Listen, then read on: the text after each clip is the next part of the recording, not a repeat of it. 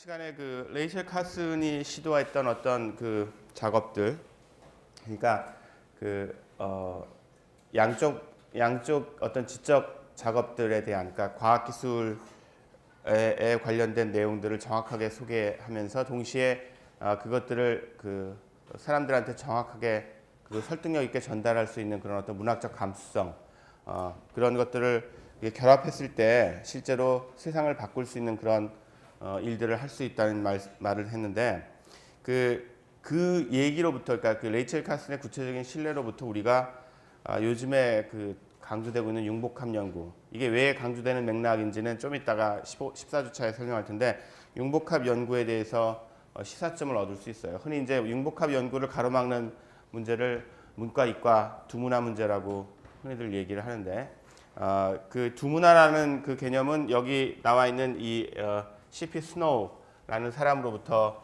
유행되기 시작했어요. 뭐 그전에도 이런 비슷한 의미의 말들이 없었던 건 아니에요. 왜냐하면 우리가 사실은 누가 봐도 수학을 엄청나게 많이 사용하고, 그 다음에 뭐 실험하고 이런 사람들하고, 그 다음에 주로 책을 읽고, 그 다음에 그 글을 쓰고 이런 식의 어떤 일들을 하는 사람들, 그러니까 전형적인, 예를 들어서 문해평론가하고 전형적인 어떤 실험 물리학자하고는 굉장히 차이가 있어 보이죠. 그러니까 그 점은 너무나 분명해요. 앞으로도 내가 얘기하겠지만, 그러니까 우리가 어떤 전형적인 문과적 사람, 전형적인 이과적 사람이라는 걸 이렇게 딱 이렇게 그 뭐 예를 들어서 텔레비전이나 아니면 신문 같은 데서 이렇게 내세우는 어떤 사람들을 택하면, 그리고 실제로 그런 사람들이 없는 건 아닌데, 이렇게 딱 보면 저 사람은 전형적으로 하여튼 과학자일 수밖에 없다. 저 사람은 딱 누가 봐도 딱 소설 쓰는 사람 같다. 이렇게 그런 어떤 전형성을 지닌 사람들이 없다는 말은 아니고, 그런 사람들을 보면 굉장히 다른 것 같죠. 엄청나게 둘 사이가. 그래서 이제 그런 거에 기반해서 문화가 너무 다르다. 똑같은 사람인데 어떻게 다를까, 저렇게 다를까, 뭐 이런 식의 얘기들이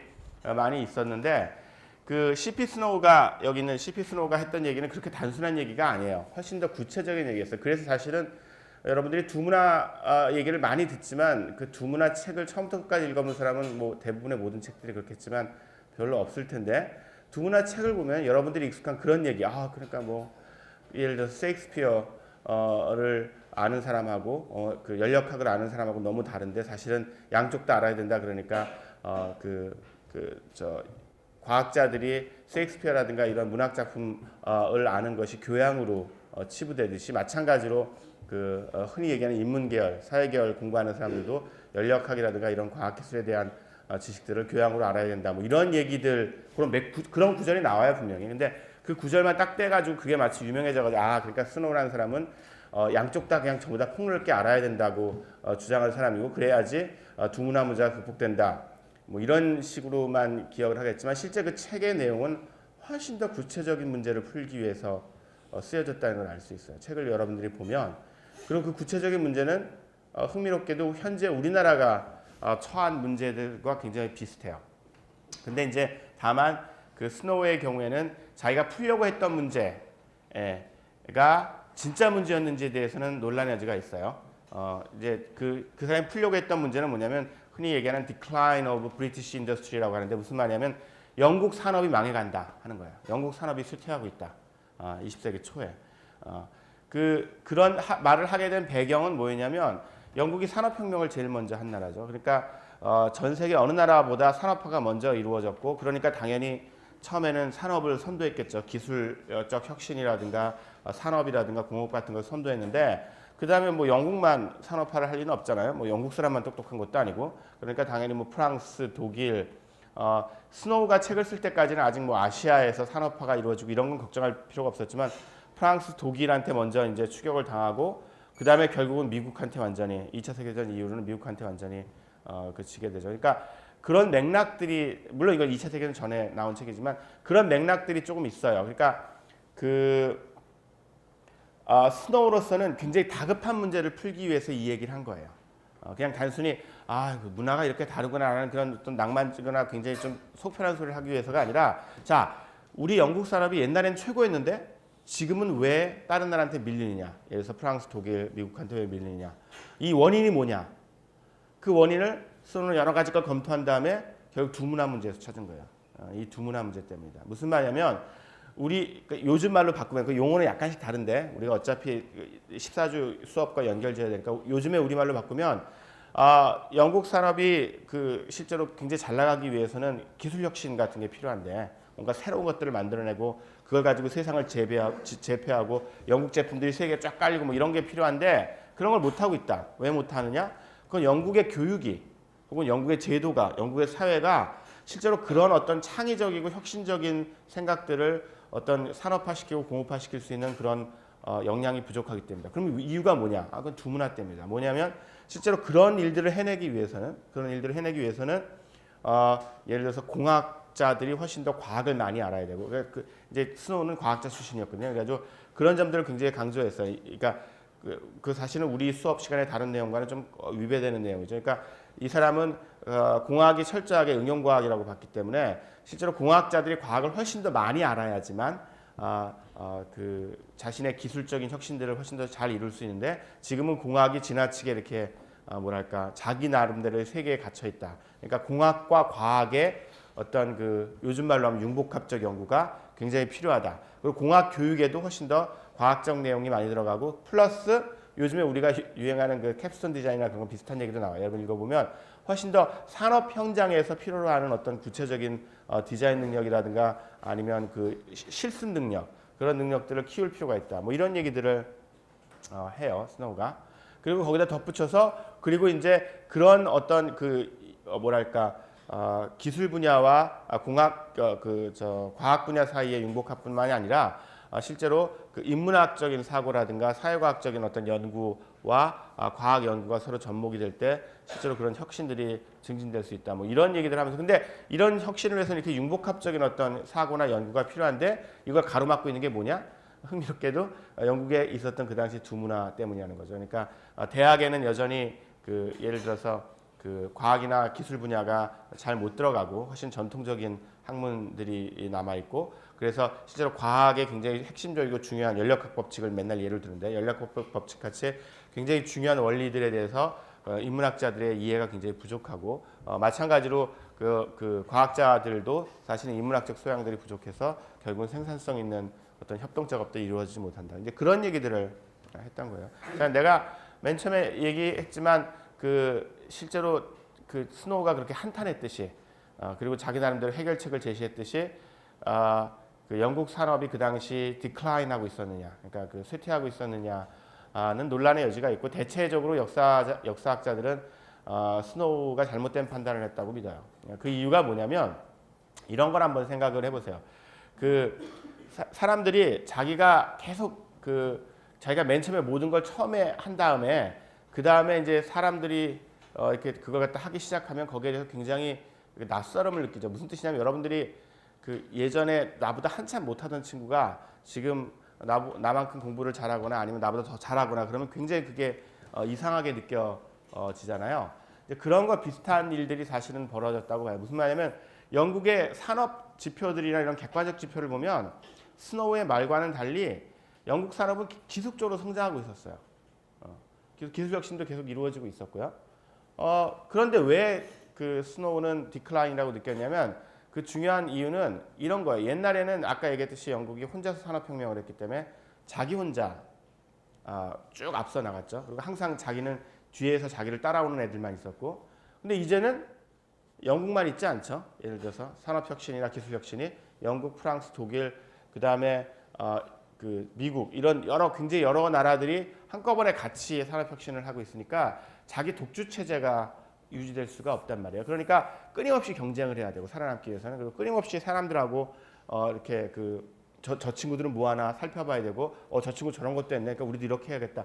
이런 어떤 굉장히 예전에 그냥 마음 편하게 혼자서 1등을 할 수 있었던 게 아니라 끊임없는 경쟁 상황에서 그 산업 발전을 이룩하고 기술 혁신을 이룩해야 된다는 그런 새로운 어떤 상황들이 굉장히 견디기 힘들었던 것 같아요. 그래서 이제 그런 상황에서 나름대로 그걸 갖다 디클라인이라고 그러니까 영국 산업이 쇠퇴하고 있다고 정의를 하고 그거에 대한 해결책으로 이런 여러 것들을 제시했죠. 그러니까 내가 여기서 강조하고 싶은 건 두 가지인데요. 하나는 뭐 아까 얘기했듯이 영국 산업이 그때 뭐 디클라인 했느냐 뭐 어떠냐 이런 거는 관련 역사가들의 관심사고 우리의 관심사는 뭐냐면 스노우가 두 문화 문제를 제기할 때 그 두 문화 문제는 아주 구체적인 적어도 스노우가 느끼기에는 굉장히 절실한 문제를 해결하기 위해서 제기했다는 거예요. 그리고 그 해결책도 사실 요즘에 우리가 필요로 하는 해결책과 물론 세세한 내용에서는 당연히 다르지만 왜냐면 20세기 초에 영국하고 우리하고 같지는 않잖아요. 그렇지만 비슷한 방향점을 가지고 있다는 거예요. 그리고 그랬기 때문에 사실은 어느 정도 이게 공명을 하고 영국 사회 내에서 그래서 많은 사람들에게 영향을 끼칠 수 있었다는 거죠. 그러니까 우리나라에서도 이 두 문화 문제를 그냥 막연한 담론으로 야 인문계하고 자연계하고 너무 사람들이 좀 달라. 그러니까 우리 좀 이해하자. 이런 식의 어떤 상당히 마음 편한 얘기들로서는 사실은 효과를 얻기 어렵다고 봐요. 그러니까 구체적인 목표 그리고 구체적인 해결해야 될 문제들이 있고 이 문제 해결하기 위해서 왜 이런 문제를 해결해야 되는지에 대한 어떤 인식들이 필요하다는 점을 우린 두 문화 문제를 처음 제기한 스노우의 사례에서 알 수가 있는데 그러면은 그런 두 문화 문제를 해결하는 과정 그리고 우리가 처한 그 당면한 문제가 뭔가 그 문제를 어떻게 해결해야 되는가 이런 걸 14주 강의에서 다루기 전에 이 두 문화라는 단어로 투 컬처 두 개, 두 문화라는 단어로 현재 우리가 처한 상황, 현재 우리가 처한 상황은 스노우가 지적한 거랑 좀 비슷하죠. 그러니까 뭔가 실제로 혁신적인 어떤 일들을 이루기 위해서는 다양한 분야의 전문성들이 혼합될 필요가 있는데 그리고 그렇게 혼합되고 적절하게 융합됐을 때 가령 레이첼 카슨이 했던 일 같이 엄청난 일들을 할 수가 있을 텐데 그럼 그런 일들이 되게 어렵다는 거죠. 쉽지 않고. 그러니까 이건 역시 문과고 이과 나눠진 두 문화 때문이다. 이렇게 진단하는 게 옳은가 하는 거예요.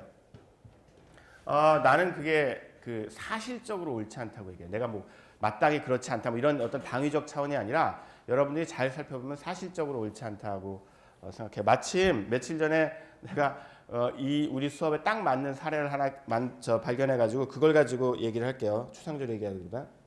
자, 이분이 이제 장하준 교수라는 분인데 케임브리지 대학의 경제학과 교수로 있고 여러 권의 책을 쓴 사람이죠. 이분이 그 2014년 10월 30일, 그러니까 며칠 안 됐어요. 그 10월 30일 날 파이낸셜 타임스하고 인터뷰를 해서 저게 이런 얘기를 했어요. 나는 수학을 하지 않는다.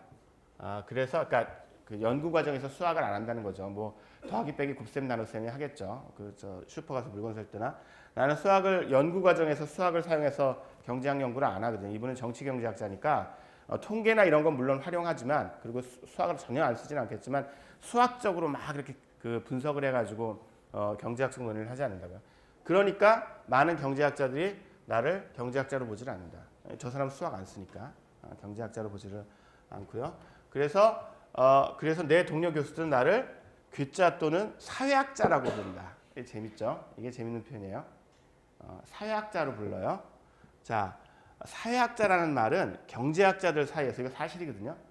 경제학자들 사이에서 가장 모욕적인 말로 이루어집니다. 여기 혹시 사회학과 있어요?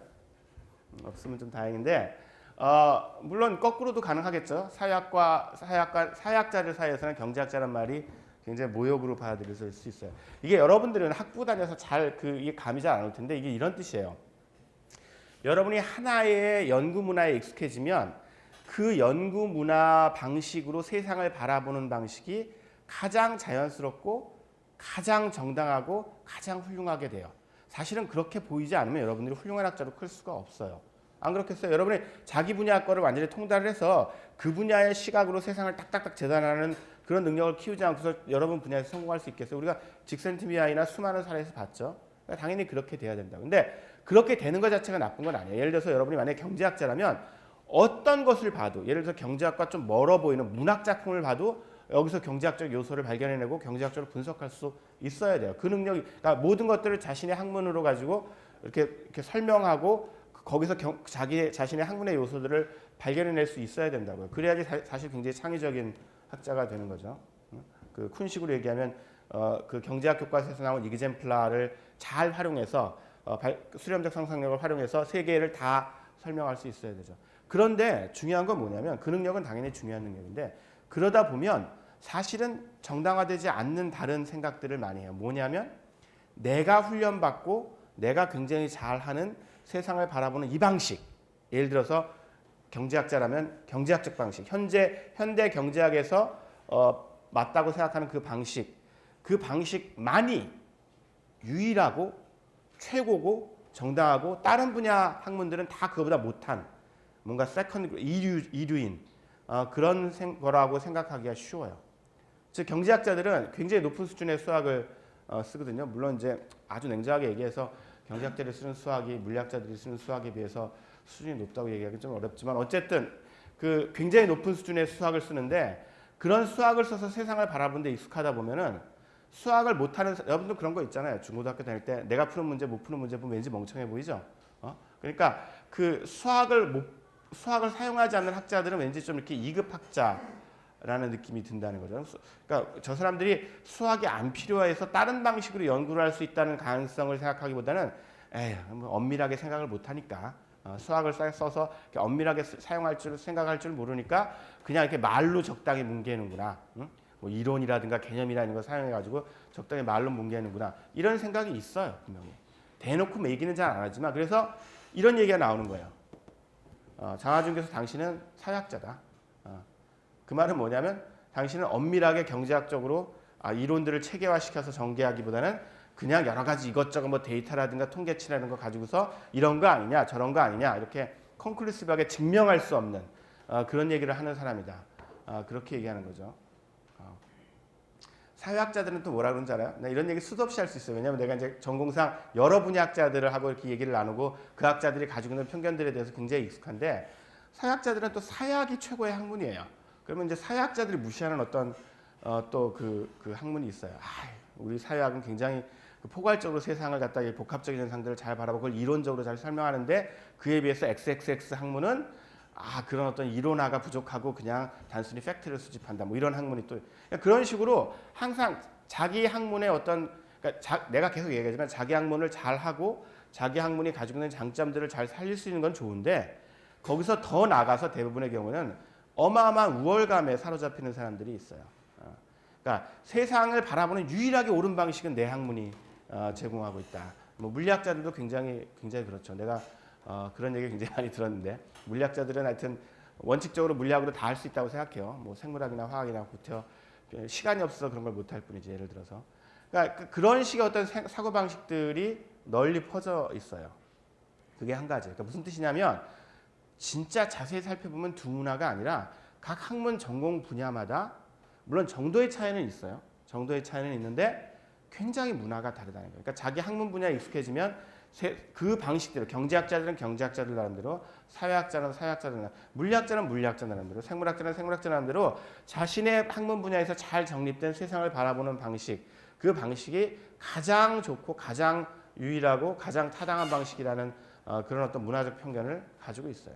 여러분들이 그런 걸 그 문화상대주의에서 굉장히 잘못된 편견이라고 배우죠. 그냥 우리가 흔히 얘기하는 문화, 뭐 예술, 체육 이런 거 아니면 무슨 어떤 공예품 이런 거일 때는 어떤 문화가 다른 문화보다 특별히 뛰어나지 않다 이렇게 배우잖아요.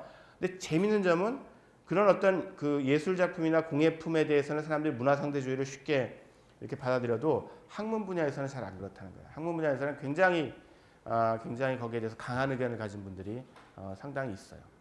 그러니까 문화가 굉장히 다르다고. 그리고 아까 계속 얘기하지만 그거를 꼭 독단이라고만 할 수가 없는. 물론 이제 자기 것만 우월하다고 생각하는 건 독단이에요. 그렇지만 사실 경향성을 여러분들이 조심하지 않으면, 여러분들이 공부할 때 조심하지 않으면 자연스럽게 가지게 돼요. 생각해봐요. 여러분이 철 좀 나서부터 공부를 제대로 한다고 생각할 때부터 물리학만 혹은 경제학만 10년 이상씩 해봐요. 그래야지 박사학위 따고 어느 정도 학자로서 인정을 받을 수 있게 되죠. 그럼 10년 이상씩 그 분야의 학문 방식으로만 계속 생각을 해버렸다면 사실은 다른 분야 생각이 굉장히 좀 촌스러워 보이거나 좀 이렇게 좀 다른 분야의 단점은 무지하게 잘 보이고 예를 들어서 당연히 단점이 있겠죠. 모든 분야가. 그리고 자기 분야의 단점은 잘 안 보이겠죠. 왜? 자기 분야를 어떻게든 잘 활용하는 데 관심을 가질 테니까. 그러니까 실제로 우리가 가지고 있는 거는 두 문화로 딱 나눠지기보다는 그러니까 여기서 알 수 있듯이 경제학자고 사회학자들 사이에서 이렇게 어마어마한 문화적 차이가 있어서 실제로는 다문화. 마치 여러분들이 요즘에 다문화 가정할 때 그런 의미로 각 학문 분야마다 큰 식으로 얘기하면 사물을 바라보고 연구하는 패러다임이 굉장히 다른 다문화적 상황에 있다는 거죠. 그래서 그러면 그런 다문화적 상황이 그럼에도 불구하고 어차피 아까 내가 얘기했듯이 정도의 차이는 있으니까 예를 들어서 그래도 비교적 좀 더 가까운 분야가 있고요. 예를 들어서 인류학하고 문학을 보면 그 인류학하고 문학이 물론 다르지만 인류학하고 문학의 공통점을 찾기가 가령 문학하고 물리학 사이의 공통점보다는 훨씬 적거든요. 분명히 그러니까 그 모든 분야, 모든 학문 분야가 전부 다 똑같은 거리만큼 떨어져 있다고 얘기하는 건 아니에요. 자, 근데 내가 하고 싶은 얘기는 그럼에도 불구하고 그게 문과 이과라는 우리나라에서만 있는 그런 문과 이과라는 개념으로는 절대로 안 묶인다는 거예요. 경제학이 좋은 이에요. 경제학은 현재 여러분들이 알고 있는 학문 분야 개념으로는 무슨 학문이죠? 문과 학문이에요, 이과 학문이에요? 문과 학문이죠, 그렇죠? 뭐 사회과학대학이 있거나 아니면 요즘엔 다 경제금융, 우리 학교는 경제금융대가 따로 있고 문과 학문이에요. 그런데 실제로 여기서도 알 수 있지만 경제학자들이 실제로 하는 프랙티스를 생각해 보면, 그러니까 그 사람들이 연구하는 방식이나 논문들의 내용이나 이런 걸 살펴보면 훨씬 더 수학을 사용하는 가령 물리학이나 아니면 수학에 더 가까워요. 실제로. 다른 사회과학, 예를 들어서 경제학하고 철학 사이의 관계하고 경제학하고 물리학 사이의 관계 중에서 어떤 게 더 가까우냐? 내가 보기에는 거의 비슷해요. 경제학하고 현재 주류 경제학하고 주류 철학 사이의 관계랑 주류 경제학하고 주류 물리학 사이의 거리는 대충 비슷해요. 내 말의 요점은 문과끼리 이렇게 모여 있고 학문들이, 그리고 얘네들끼리 물론 차이는 있지만 이 차이는 뭐 대동소이하고 별로 차이가 별로 크지 않고, 이과끼리 여기까지 쫙 모여 있고 이들 사이의 차이는 있지만 별로 대동소이 별로 안 크고, 그래가지고 이 사이에는 엄청난 간극이 있고 이런 식의 어떤 스노우식 CP 스노우식 두문화 개념은 사실과 맞지 않는다는 거예요. 예를 들어서 그 산업공학이나 하는 그런 분야들은 공대에 있는 산업공학이라는 분야는 실제로 거기 계신 교수님들도 다 거의 다 인정할 텐데 경영학과 거의 같아요. 한 80, 90% 이상 같아요. 배우는 내용이라든가 물론 접근 방식은 좀 다르지만 당연히 다른 학문이니까. 그러니까 예를 들어서 산업공학하고 산업공학하고 원자핵공학하고 거리를 생각해 보면 산업공학은 경영학에 훨씬 더 가까워요. 그러니까 문과, 이과 이런 식으로 생각하는 것 자체가 별로 그렇게 유용하지가 않다고요. 그러니까 그런 개념 자체 내가 계속 얘기하지만 각 학문들은 당연히 거리들이 있어요. 정체성이 있고 좀 더 친한 학문들, 좀 더 가까운 방법론을 공유하는 학문들, 지식을 공유하는 학문 당연히 있죠. 그 차이를 무시하는 게 아니에요. 그런데 그거를 문과들은 문과들끼리 이렇게 있고 이과들은 이과들끼리 이렇게 있어서 얘네 둘 사이가 거리가 너무 멀다. 이 거리를 메우는 게 우리의 문제다. 이런 식으로 문제를 파악하는 것 자체가 나는 사실은 기존의 어떤 사회제도나 기존의 어떤 편견들을 그대로 가진 채로 문제를 해결해 보겠다는 거라고 생각해요. 그러니까 잘못된 해결 방식이죠. 자, 그러면 14주 강의로 가겠습니다.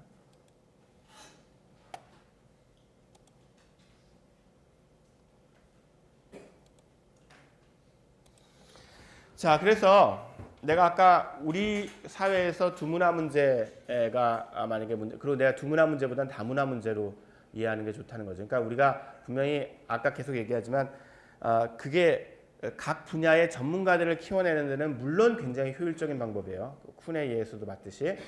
그렇지만 각 학문 분야에 속한 어떤 특정한 방식의 사고방식이 마치 가장 훌륭하고 가장 최고인, 그리고 다른 분야들은 그거에 못 미치는 굉장히 좀 어떻게 좀 덜 떨어진 거라고 생각하는 그런 어떤 지적 오만 내지 독선 같은 것들이 이런 각 분야의 전문가들을 키우는 어쩔 수 없고 굉장히 필요한 과정과 함께 일어나는 경우가 종종 있어요. 불행히도. 그랬을 때 그 문제, 즉 다문화 문제, 어떻게 보면 그 문화들 사이의 어떤 차이들을 이제 그 성공적으로 조정하는 문제는 꼭 필요한 문제이긴 해요. 두문화 문제가 아니라 다문화 문제가. 근데 왜 필요한가? 뭐 그거 원칙적으로 필요하긴 하지만 우리가 그 스노우에서 봤듯이 그게 긴급한 문제가 아니면 우리 다른 거 할 일도 많은데 구태여 그걸 할 필요가 없잖아요. 근데 요즘에 최근에 이상하게 두문화 내가 보기엔 잘못된 방향이지만 어쨌든 그런 식의 융복합 연구 뭐 이런 얘기 되게 많이 하잖아요. 최근 한 5년 정도. 그 이유가 뭐냐면 정말로 다급해서 그래요. 여러분들은 학부에서 그냥 공부하는 그 상황에서는 그 다급함을 잘 못 느낄 텐데, 왜냐면 여러분들로서는 그냥 각자 소속한 과에서 학점 잘 받고 졸업하면 되지만 사회적 수준에서는 정말로 다급해요. 말이 아니에요. 그냥 말로 이거 중요하다. 옛날엔 그랬어요. 예를 들어서 이런 얘기 나온 지는 20년 이상 되는데요. 내가 90년대부터 들었으니까 90년대 초반에도 이런 얘기가 있었어요. 그때는 정말로 그냥 학술적인 수준에서였어요. 야, 우리 학문적 차이는 뭐고 뭐 정체성. 근데 지금은 한 5년 전, 6년 전부터는 정부 관리들도 이런 얘기를 해요. 정말 다급한 아젠다인 거예요. 정말 사회적 아젠다. 왜 이렇게 됐을까? 여기서 하나의 힌트를 얻을 수가 있어요. 이게 이제 작년에 내가 관여했던 어떤 그 프로젝트에서 한 심포지움인데 삼성 대 애플 뭐 이렇게 해가지고 물론 이제 제목은 약간 사람들을 끌려고 했지만 실제로 그 내용들을 다뤘어요. 그러니까 뭐냐면 융합을 통해 본 창의성과 리더십 그래가지고 이제 삼성이 애플과 경쟁자가 됐죠. 지금은 당연히 팩트인데, 그렇죠? 그리고 이제 애플이 견제하기 위해서 여러 가지 소송도 걸고 삼성도 맞대응하고, 그러니까 정말로 진정한 국제적 경쟁자가 됐단 말이에요. 그런 상황이 됐을 때 사람들이 삼성하고 애플에 대해서 당연히 연구를 많이 할 테고 전 세계적인 비즈니스 스쿨이나 MBA 같은 데서 많이 연구해요. 실제로 이 두 기업에 대해서 어떻게 저렇게 될 수 있었을까? 그리고 비교 연구도 많이 하고 그 연구 결과가 굉장히 흥미롭단 말이에요. 흥미로운데 뭐냐면 실제로 그 둘이 창의성을 추구하는 방식에서 상당한 차이가 있고 좀 더 일반화시키면 한국 기업들이 여태까지 성장해온 과정과 그다음에 애플과 같은 기업이 성장해온 과정이 다르다. 어떤 것이 지금 이제 경쟁 상황이니까 어떤 것이 확실히 더 좋다고 얘기하기는 어렵지만 하여튼 그 차이점은 상당히 분명하다 하는 것들이 많이 알려져 있어요. 그리고 삼성에 있는 사람들은 현재까지 삼성이 커온, 이건 꼭 삼성뿐 아니라 우리나라 대기업에 있는 사람들은 현재까지 우리 한국 기업들이 커온 그런 어떤 추격형 성장이라고 하는데 그 얘기를 좀 이따 할게요. 그런 방식으로는 더 이상 정말 완전히 탑 클래스 경쟁을 할 수가 없다는 사실을 몸소 뼈저리게 느끼고 있어요. 그러니까 그냥 단순히 개념적으로 그렇겠구나 하는 게 아니라 실제 경쟁이 왜 그런 일이 벌어지냐면 삼성이 지금은 이제 완전히 그 순위 경쟁을 하고 있지만 한때 이제 삼성전자가 세계 1등을 했다가 처음으로 한 10년 전쯤 됐다. 1등을 한번 했다가 경쟁에서 국제 경쟁에서 그랬다가 한 몇 개월 만에 금방 2등으로 주저앉은 적이 있어요. 그때 이제 사람들이 엄청나게 많은 어널리시스를 하고 삼성 내에서도 왜 이렇게 됐을까 분석을 많이 했는데 그 분석에 대한 어떤 시사점들이 아까 얘기했듯이 그런 어떤 긴장감, 위기감, 우리 이런 식으로 해가지고는 더 이상 안 되겠다 하는 것들을 불러낸 거고 그게 예를 들어서 우리가 시대가 바뀌었다는 거죠. 지금은 탈추격 시대라고 흔히 얘기하는데 더 이상 그 선진국이 이렇게 잘하고 있으니까 그걸 우리는 빨리 따라가자 하는 추격하는 방식으로 기술 개발을 해서 될 일이 아니고 실제로 그것들을 벗어나서 탈은 벗어난다는 뜻이죠. 그걸 벗어나서 우리가 선도적으로 세계를 이끌 기술이나 과학 연구가 필요한데 그런 연구를 위해서는 좀 다른 방식의 어떤 사고나 창의적 태도들이 필요하다. 이런 생각들이 널리 퍼져 있는 거예요. 그래서 그것과 관련된 내용들을 다루면서 우리 수업을 그런 어떤 우리 한국 사회가 지금 직면하고 있는 그런 위기 상황에서 그런 탈추격 시대 위기 상황에서 확장된 상상력이라고 부르는 것이 왜 필요한가 그리고 그 내용이 무엇인가에 대해서 살펴보는 것으로 오늘 시간을 마감을 하겠습니다. 자, 다음 주 시험 얘기할게요. 내가 공지를 했는데 아무도 그 문제가 있다는 얘기를 안 해서 다행스럽게도 그래서 다음 주에 시험을 봅니다. 확장된 내용이에요. 15주차 다음 주에 9시 15분부터 10시 45분까지 90분 동안 시험을 봅니다. 90분 동안 시험을 보고요. 시험 범위는 전학기 수업 내용 전체인데 엑스트라 리딩은 포함이 안 되고요. 그 다음에 중복 평가를 막기 위해서 에세이 과제, 그 전쟁과 과학기술 부분 있죠. 그 부분은 출제하지 않습니다. 이건 이미 그 출제가 되고 평가까지 이루어진 거니까. 시험 형식은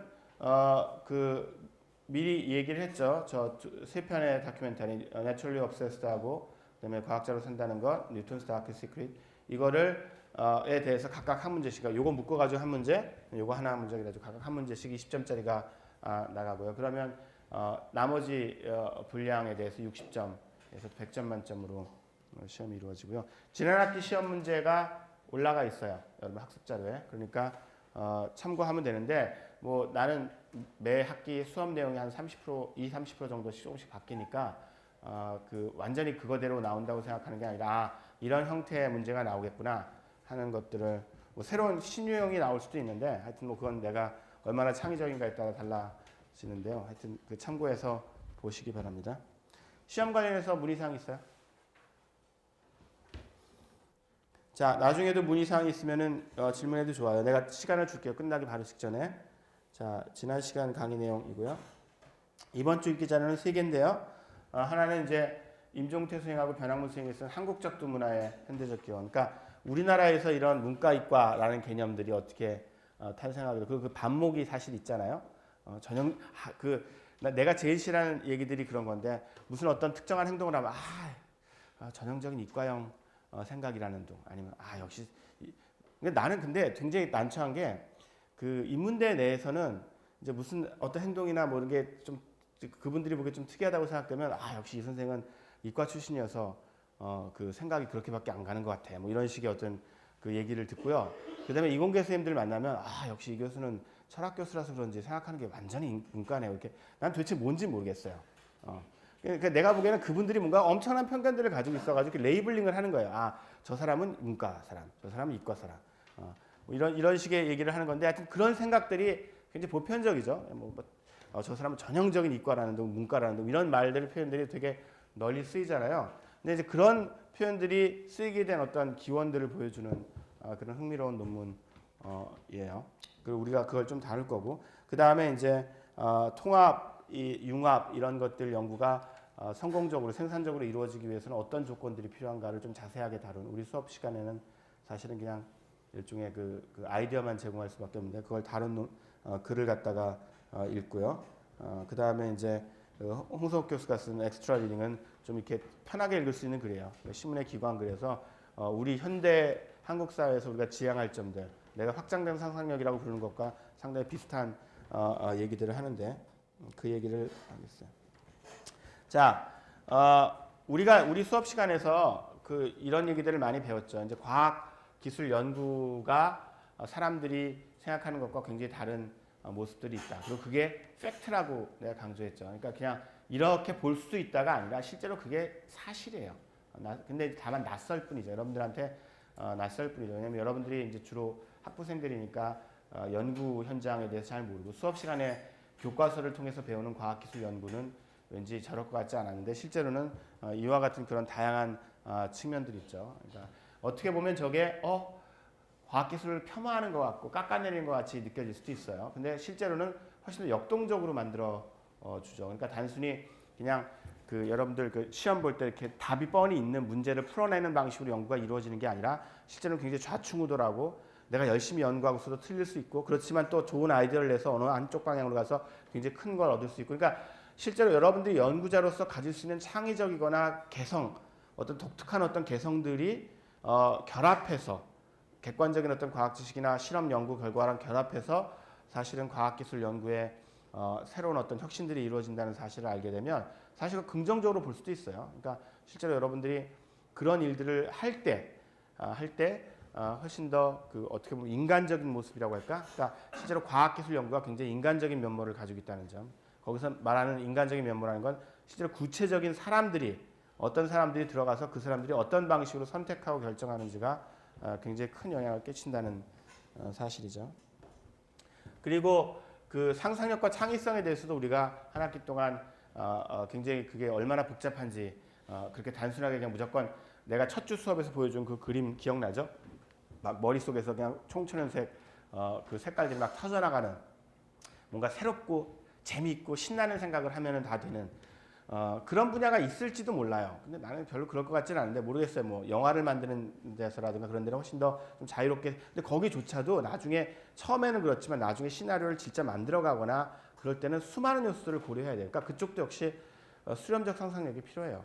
관객들이 어떻게 반응할까, 광고주는 어떻게 반응할까, 이런 것들 다 고려해가면서 만들거든요. 그렇게 막 그냥 자기 생각하고 싶은 대로 만드는 말은 그렇게 해요, 인터뷰 때. 근데 그 인터뷰 때 그렇게 말하는 사람을 내가 개인적으로도 만나봤는데, 영화 감독이라든가. 근데 실제로는 그렇지 않다고 사석에서는 그렇게 얘기해요. 그러니까 그 이미지하고 실제 작업들하고는 그러니까 실제 작업은 우리가 계속 강조했던 수렴적 상상력과, 그러니까 뭔가 어떤 제한 조건 내에서 문제를 해결하려는 노력과, 근데 물론 이제 굉장히 새롭고 신기로운 신비한 생각들을 하는 발산력 상상력이 결합된 형태로, 그 결합이 어떻게 이루어지는가는 분야마다 다 달라요. 아무래도 영화를 만드는 분들은 훨씬 더 이런 발산적인 측면이 좀 더 중요하겠죠. 그에 비해서 예를 들어서 뭐 행정학이라든가 훨씬 이렇게 어떤 컨스트레인트 내에서 움직여야 되는 분들은 훨씬 더 그런 어떤 제한 조건을 잘 맞추는 것들이 더 중요하겠죠.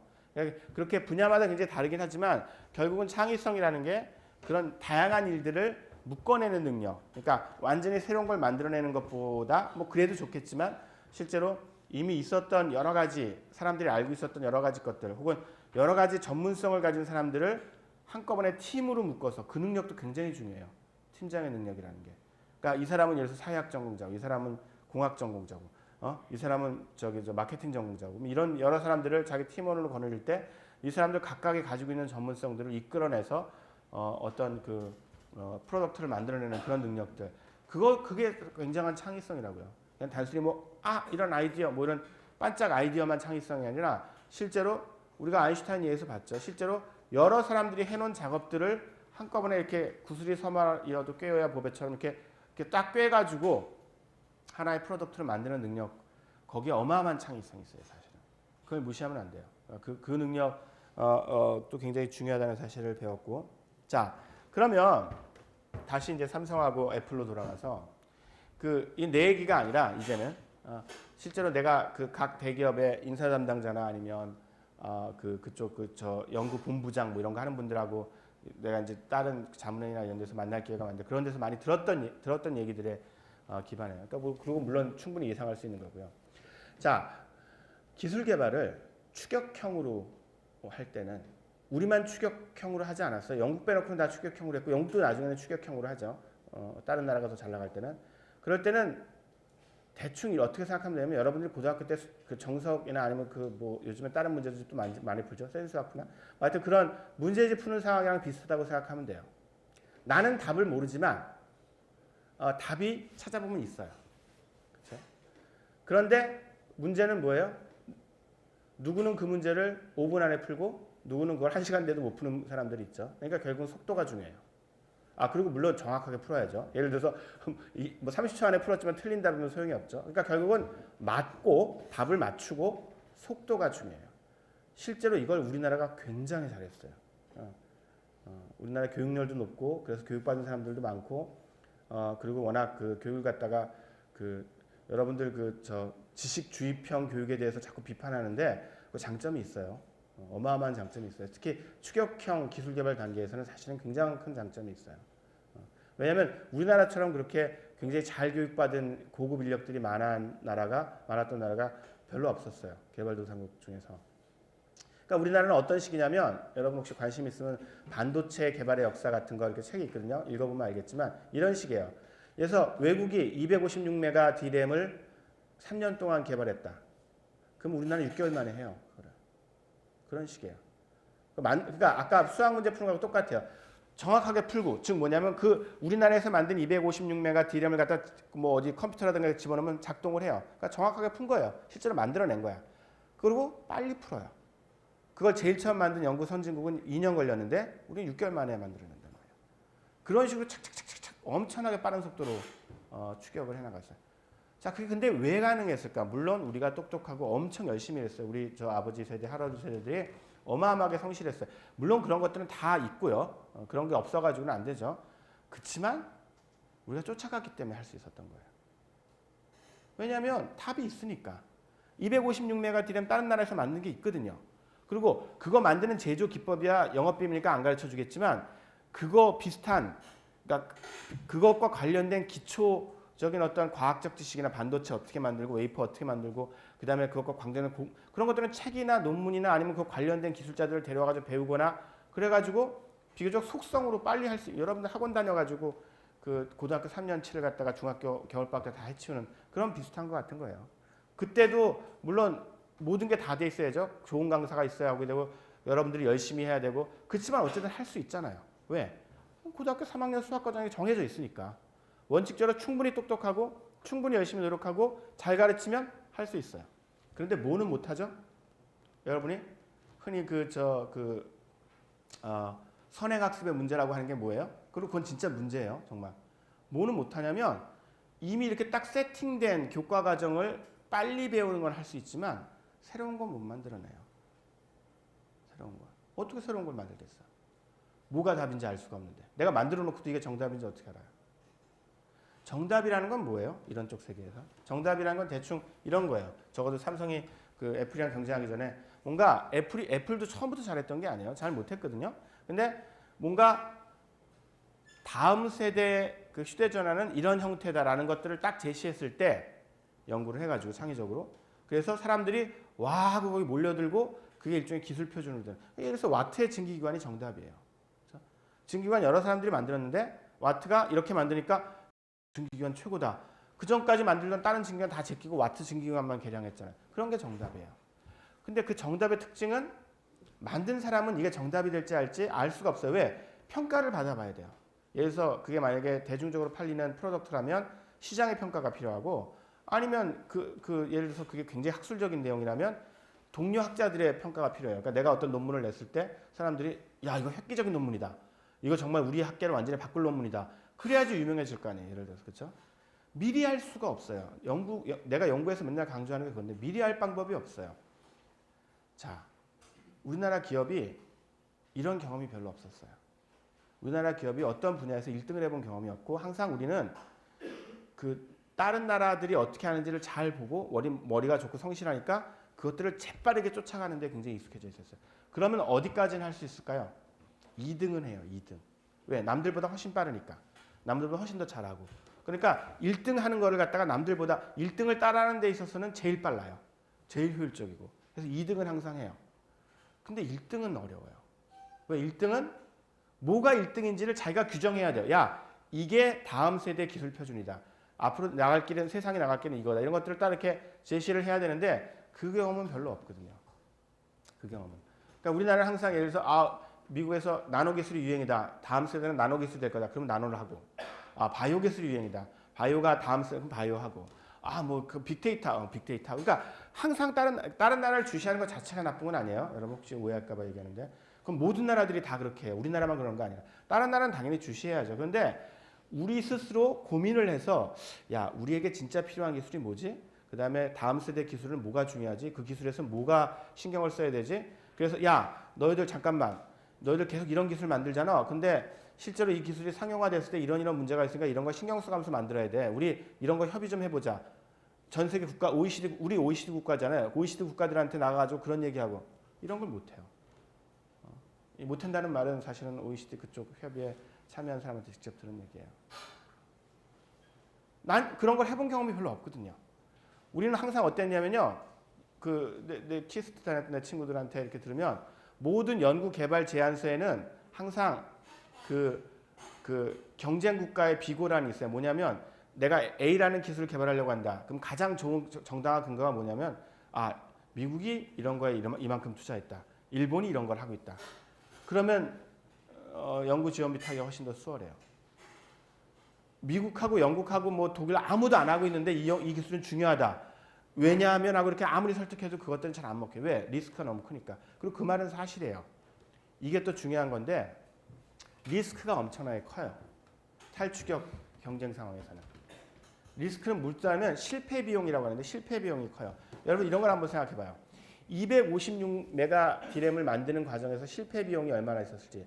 당연히 처음부터 성공하지 않았겠죠? 실패 비용이 당연히 들었을 거예요. 근데 크지 않았을 거예요. 왜? 뭘 만들어야 되는지 아니까. 그렇죠? 그러니까 그거를 어떻게든 만들면 되니까 실패 비용이 크지를 않아요. 그런데 그에 비해서 1등을 유지하기 위한 실패 비용은 어마어마해요. 왜?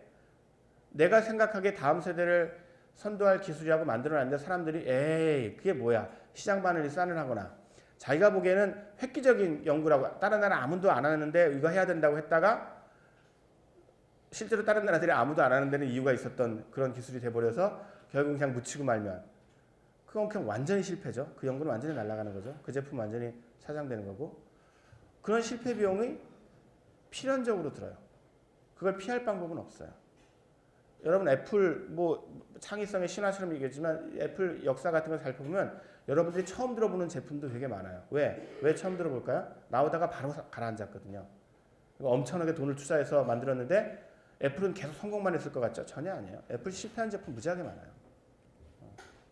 이제 그게 이제 아까 얘기했던 그 첫 번째 페이지에 그 워크숍에서 그 애플 연구한 분이 발표를 한 건데 굉장히 많아요. 그러니까 1등의 비애는 뭐냐면 비애랄까 1등의 어떤 대가는 실패 비용을 감수해야 된다는 거예요. 왜? 제일 처음 시도해 보니까. 그래서 제일 처음 시도해 보는 사람은 야, 이 기술을 만약에 썼을 때 사회적으로 이런 문제가 날 수 있네. 그러니까 이거 가지고 조심해야 되는구나. 그래가지고 그 사실을 알고 나면 쫙 퍼져서 다음부터는 저 기술을 만들 땐 이런 점들을 고려해서 조심해서 만들면 된다. 그럼 그 다음부터는 훨씬 비용이 낮아지죠. 그러니까 우리가 탈추격 상황에서는 아까 얘기했듯이 주어진 정답을 쫓아가는 상황이 아니기 때문에 그런 실패 비용 문제나 아니면 표준을 제시해야 되는 문제, 아니면 선도적으로 어떤 것들을 정답으로 제시해야 되는 문제들에 부딪히는데 우리나라는 그런 경험이 적고 그래서 지금 굉장히 위기라는 거예요. 그러니까 여러 기업들이 그 경험들을 쌓으려고 되게 노력 중이고 일부는 성공하기도 했어요. 그러니까 나름대로 굉장히 어떤 그 새로운 것들을 이렇게 만들어내서 국제 사회를 설득시켜 나가는 그런 작업들을 해나가고 있는 기업들이 지금 있단 말이에요. 이런 과정에서 사람들이 자연스럽게 융복합 연구에 관심을 기울이는 거예요. 왜 융복합 연구? 이런 이유 때문에 아까 얘기했듯이 실패 비용을 줄이려는 이유하고 창의적인 연구를 하겠다는 이유 때문이에요. 왜냐하면 이렇게 돼요. 자, 여러분이 아까 계속 얘기하지만 정답이 있는 걸 쫓아가는 단계에서는 솔직히 말하면 융복합 연구를 할 필요도 그렇게 크지 않고요. 하더라도 제한적으로만 하면 돼요. 왜 그러냐면 예를 들어서 256메가 D램을 어떻게 만드는지 대체적으로 알려져 있어요. 그리고 그 알려져 있는 것들은 대체적으로 재료공학하고 전자공학 전문 지식에 속해요. 그러면 재료공학하고 전자공학자들만 모아놓고 융합시키면 돼요. 그럼 256메가 D램 만들 수 있단 말이에요. 그렇죠? 그러니까 그 옛날에도 융합 연구를 했어요. 융복합 연구. 마치 요즘 새로 나온 것처럼 떠들어대는데 그렇지 않고 옛날에도 했는데 옛날에는 쫓아가기 위한 융합이기 때문에 그 정답이 보이고 그 정답을 달성하기 위해서 필요한 사람들을 모아서 도구적으로 융합한 거예요.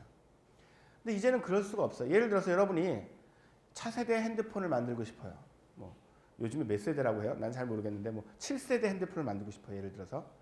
그럼 7세대 핸드폰이 뭔지 아무도 모르잖아요.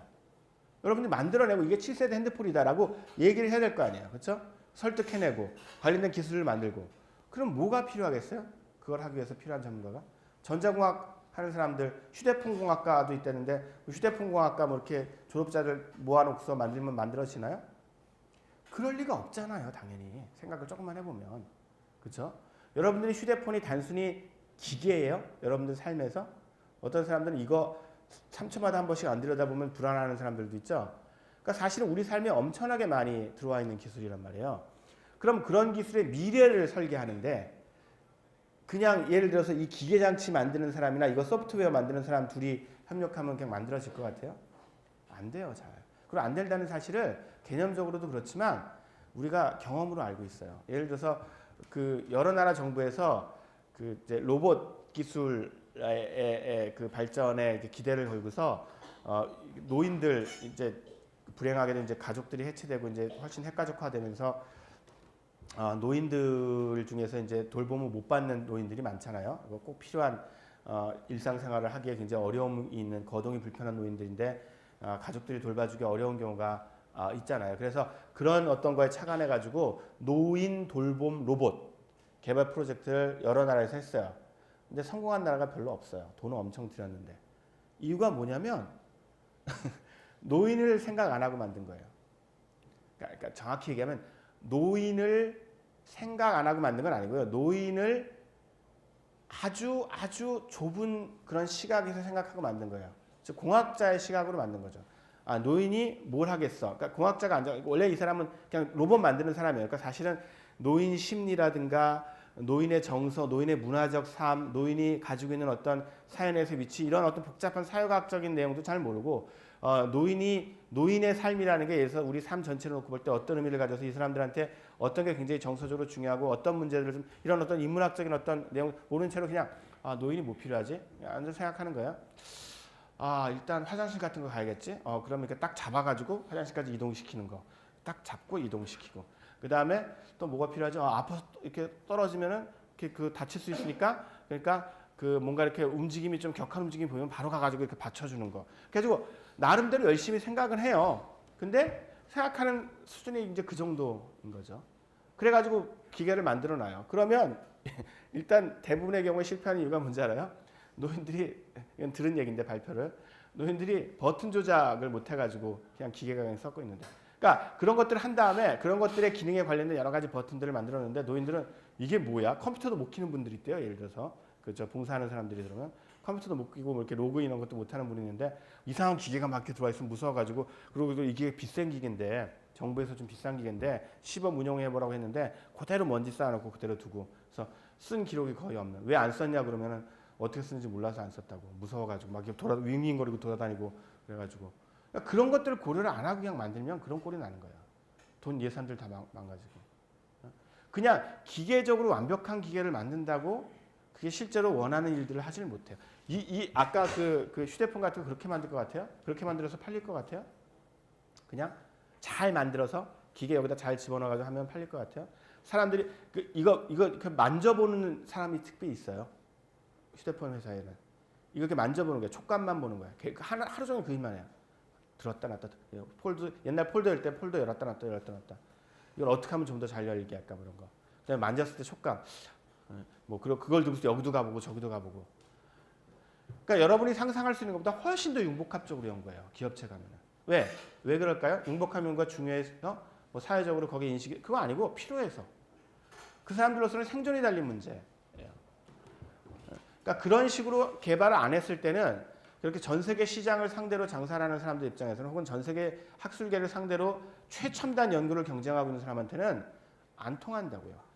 여태까지 쫓아가던 단계라면 상관이 없는데 그 연구 선진국에서 굉장히 유행하는 연구를 쫓아가면서 그 후속 연구들 해가지고 논문 그냥 SCI 논문 개수 늘리는 연구라면 뭐 괜찮을지 몰라도 정말로 최고가 되고 싶다면 정말로 그 자기 분야에서 완전히 혁신적인 연구를 하고 싶다면 정말로 창의적이고 싶다면 실제로 훨씬 더 생각의 폭도를 넓힐 필요가 있고 그리고 실제로 여러분 네이처나 사이언스 논문들 보면은 저자들이 엄청나게 많잖아요.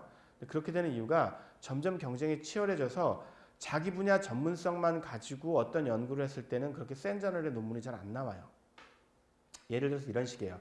예전에는 어떤 유전자가 암을 일으킨다. 그것만 딱 밝혀도 논문이 나왔어요. 유전학적으로. 요즘엔 그렇게는 잘 안 되고요. 그렇게 유전학적으로 분석하고 그걸 면역학적으로 뭐 반응 같은 거 봐가지고 어널리시스 첨가하고 그걸 임상 시험도 하고 그래서 의사도 붙고 그다음에 그것들을 갖다가 개발하는 새로운 어떤 화학적 분석 기법들을 개발해가지고 그것도 붙이고 해가지고 여러 분야 사람들이 여러분 그 논문들 보면 내용을 몰라더라도 그 논문들 보고 어필리에이션 그러니까 그 사람들이 어디 속해 있는지 봐요. 학과들이 대개 7, 8개 학과들이 속해 있어요. 근데 그렇게 안 내면 잘 안 되는 거예요, 요즘에는. 워낙 경쟁들이 치열해서. 그럼 내가 얘기하는 게 그럼 그 연구진들이 다른 분야 연구들을 모두 다 완벽하게 하냐? 그럴 리가 없죠. 내가 계속 얘기하지만 어떻게 그게 가능하겠어요? 내가 유전학자인데 내가 그 논문의 공동주자 중에 하나라고 다른 분야 연구를 전부 다 알겠어요? 그렇지만 무슨 차이는 있겠어요? 예를 들어서 내가 아까 얘기한 것처럼 유전학만이 세계를 바라보는 가장 유일한 방식. 다른 분야 학문은 아무래도 뭐 엄밀성이라는 게 떨어져. 이런 생각을 해가지고는 그런 융복합 연구 못 하겠죠. 내가 할 수 있는 일들은 이런 거고 나는 내가 보는 데는 이런 한계가 있으니까 또 다른 전문가가 이런 것들을 봐주고 그래서 보완을 하고 요렇게 엮고 요렇게 엮어가지고 그러면 이 전체적인 그림이 이렇게 그려지겠구나. 그 다음에 여기다가 이왕이면 사회적 임플리케이션까지 쓸 수 있는 사람이 있으면은 그러면 이 연구가 훨씬 더 이렇게 돋보이 이런 생각들을 할 수 있는 사람들 이게 사실은 탑 클래스 논문을 쓰는 거. 안 그러면 그냥 그런 탑 클래스 논문에 후속 논문밖에 못 써요. 그냥 그걸 디리버티브라고 하죠. 그러니까 뭔가 이렇게 그 파생되는 연구들. 그러니까 다른 누가 치고 나가면 그 치고 나간 사람들의 연구를 이렇게 뒤에 서포트해주는 연구 이상을 못하게 된다는 거죠. 실제로 그런 일들이 여기서 이렇게 보여주는 융복합 연구의 하나의 대표적인 사례인 인지과학의 그 발달 과정에서 나타났으니까 인지과학을 구성하는 여러 요소들을 이렇게 드는데 예를 들어서 그럼 인지과학자는 이 모든 걸 다 아는 사람이냐? 그럴 리가 있어요. 한 분야 하기도 힘든데 그런 건 아니고요. 당연히 인지과학자라고 할 때 이런 각 분야의 어떤 한 분야의 전문성을 가지고 있고 그 분야 연구를 주로 하죠. 그렇지만 그럼에도 불구하고 다른 분야에서 대충 어떤 중요한 그 연구 주제들이 있고 다른 분야 연구는 대충 어떤 연구 방법론을 통해서 연구가 이루어지고 그다음에 어떤 상황들이 전개되고 있는지를 항상 알고 있는 거예요. 킵 트랙하고 있는 거예요. 그래서 실제로 어떤 공동 연구가 진행될 때 훨씬 생산적으로 협동할 수 있는 거죠. 당연히 자기 분야에만 전문가지만 다른 분야의 전문성들과 자기 분야 전문성을 어떻게 결합시킬 수 있는지는 아는 거예요. 그런 식으로 그리고 구체적인 문제를 푸는 거예요. 그냥 단순히 야 우리 만나가지고 한번 협력을 해보자가 아니라 야 우리 이 문제를 풀고 싶은데 예를 들어서 사람의 기억이라는 게 도대체 어떤 방식으로 처리되는지 알고 싶다. 그러면 그것을 예를 들어서 생화학적으로도 분석하는 게 필요할 테고 뇌과학에서 어떻게 뇌신경 세포, 뇌신경의 연결망으로 어떻게 구성되는지도 알아봐야 되고 그걸 수학적으로 분석하는 사람도 필요할 테고 그 다음에 그 기억이라는 게 도대체 어떤 식으로 이렇게 종류를 나눌 수 있는지 심리학적으로도 분석해봐야 될 테고 그다음에 기억이 갖는 어떤 인간 삶에서의 어떤 의미 같은 것들도 인문학적으로 좀 따져봐야 될 테고 이렇게 해야지만 그 논문이 훨씬 파워풀한 논문이 된다고요. 그런 의미에서 여러분들한테 요구되는 거는 모든 분야를 다 아는 박학다식한 사람이 아니라 그런 사람 뭐 되고 싶으면 되세요. 뭐 그게 나쁜 건 아니에요. 근데 내 말은 그렇게 가지고는 사실 자기 전문 분야에 살아남기 힘들고요. 자기 전문 분야는 굉장히 거기서 탁월한 능력을 가지고 있으면서 마치 아인슈타인이 그랬던 것처럼 오픈되어 있어야죠. 다른 분야 지식들이 오픈되어 다른 기회들이 오픈되어 있고 다른 리소스에 오픈되어 있어서 언제든지 기회가 되면 다른 분야 사람들과 협력하고 그 사람 학문에 대한 존중을 하고 존경심을 갖고 내가 못하는 걸 할 수 있는 사람이다. 내가 부족한 걸 메워주. 그러니까 물론 내 기준으로 보면 참 멍청한 얘기를 하지만 그건 이제 이 사람은 내가 아는 걸 모르기 때문인데 마찬가지로 저 사람은 내가 아는 걸 모를 수. 그러니까 저 사람은 내가 모르는 걸 알 수도 있다 하는 점을 항상 기억해가면서 연구를 수행할 수 있는 그런 태도가 굉장히 중요한 거죠. 자, 근데 그런 태도가 우리나라에서는 굉장히 부족했어요. 그럼 왜 그랬느냐? 역사적으로 이유가 있어요. 항상 물론 이것 자체가 완벽한 설명일 일은 없죠. 근데 역사적으로 굉장히 그럴듯한 이유가 있어. 그 얘기를 좀 할게요. 그래서 임종태 변학문 선생님 논문이 굉장히 재밌어요. 나는 굉장히 재밌게 읽었는데 자, 이게 대한민국 우표인데요. 언제 나왔지? 1968년 우리나라가 이제 한창 산업화의 초기 단계에 진입했던 시절의 우표예요. 여러분 이때 뭐라고 돼 있어요? 과학기술의 진흥이라고 돼 있어요. 이게 굉장히 재밌는 말이에요. 일단 과학기술, 내가 맨날 얘기하는 과학기술이 등장을 하죠. 그러니까 과학하고 기술이 사실은 굉장히 다른데도 그걸 엮어놓는 게 등장을 하고 진흥이란 말은 뭐죠? 발전보다도 훨씬 센 말이에요. 진흥은 크게 일으킨다는 거죠. 그러니까 뭔가 솔직히 말하면 앞뒤 안 가리고 일단 무조건 하여튼 크게 일으켜보자는 거예요. 따지고 들지 말고 뭐 이렇게 이거 해도 될까? 이거 할 필요가 있을까? 그런 거 말고 하여튼 일단은 우리나라는 워낙 가난하고 워낙 과학기술 개발이 뒤졌으니까 일단 크게 키우고 보자. 그런 생각이 굉장히 마음이 조급했죠. 그럴 수밖에 없었어요. 사실 저 세대를 너무 욕하기가 어려워요. 너무너무 힘든 시대였거든요. 중요한 건 이제 우리가 지금도 그래야 되느냐는 거죠. 우리는 지금 충분히 잘 살게 됐는데 훨씬 더 따져보고 그런 연구들을 할 필요가 있는데 이 시대의 어떤 지능 이데올로기 어떻게 무조건 하여튼 키우고 보자. 큰 게 최고다 하는 생각이 아직까지도 남아있다는 게 좀 그런데 자 재밌는 점이 뭐냐면요. 과학기술의 지능이라고 묶였는데 이때 보면 뭐가 있어요? 이건 톱니바퀴니까 뭔가 기계를 상징하겠죠. 이건 공장이고 이건 뭐 화학 실험 뭐 이런 거거든요. 원자력. 그러니까 대충 이렇게는 여러분들이 익숙한 기술이고 그 과학 중에서는 딱 뭔가 이렇게 비핵화에다 섞는 거 이런 이미지만 살아남았어요. 근데 이거는 사실 화학공업도 있기 때문에 사실은 이렇게 다 기술이라고 볼 수 있죠. 사실 여기 과학은 별로 없어요. 그렇죠? 여기서 알 수 있는 게 아까 내가 첫 주에도 얘기했지만 우리나라에서 과학기술은 사실은 기술을 의미해요. 혹은 정확히 얘기하면 기술 플러스 기술 연구에 도움이 되는 과학들만 선택적으로 뽑아가지고 그걸 과학기술이라고 얘기했던 거죠. 근데 흥미로운 점은 여기 뭐가 있어요? 농업이 있어요. 또 뭐가 있죠? 어업도 있어요.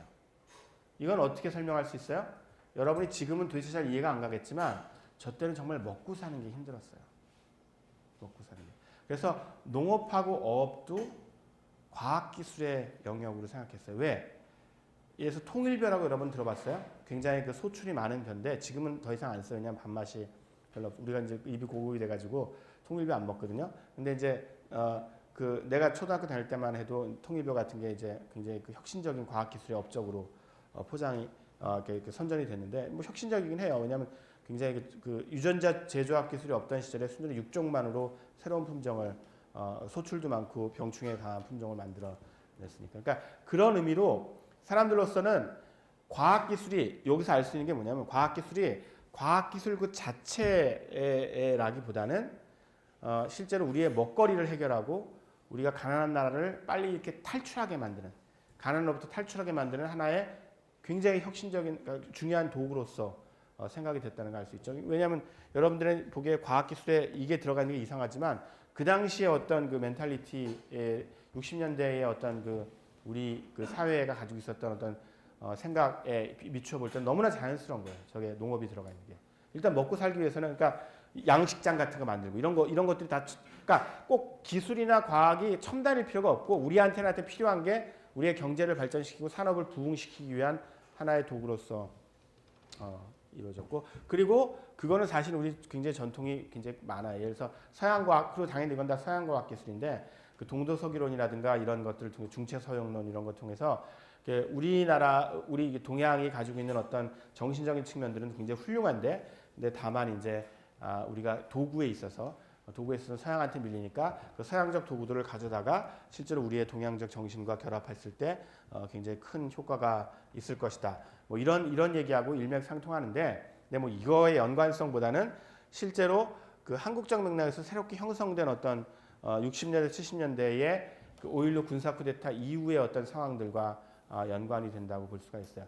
5.16 군사 쿠데타 이후에 등장한 정권, 박정희 정권의 입장에서 볼 때는 일단 정권의 정당성을 확보할 필요가 있었고 그러니까 국민들의 먹거리라든가 국민들의 어떤 처우, 경제적 성장 이런 것들을 담보할 필요성이 있어서 거기에 굉장히 집중을 했어요.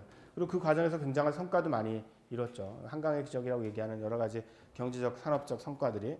그랬을 때 그 과정에서 지식인 사회가 재편되는 모습을 보이고 그걸 갖다가 비신성 동맹이라고 얘기를 하는데 무슨 말이냐면 군부와 세속적 지식인 사이에 동맹 관계가 형성되게 돼요. 즉 그 정권의 정당성을 위해서 그 경제적 문제와 산업적 문제에서 굉장히 어떤 성장을 보여줄 필요가 있었던 군부와 그런 것에 대해서 어떤 그 도움을 줄 수 있었던 과학기술자 집단들 사이에 그 어떤 그 동맹 같은 게 맺어진 무슨 동맹이라고 해서 뭐 사인하고 그렇다는 뜻이 아니라 서로의 이해관계가 맞아 떨어졌다는 거예요.